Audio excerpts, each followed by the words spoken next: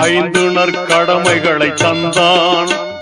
அறமான முஸ்தபா நபியினை தந்தான். சிந்தாத வாழ்வு முறை தந்தான்.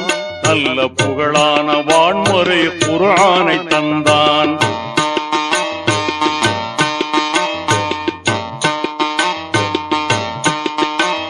சிந்தாத வாழ்வு முறை தந்தான்.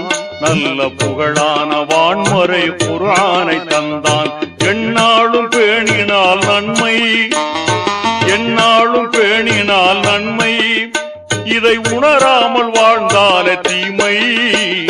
அல்லாஹ்வின் கட்டளையை நாடு, அவன் அருளான வான் புகழை பாடு.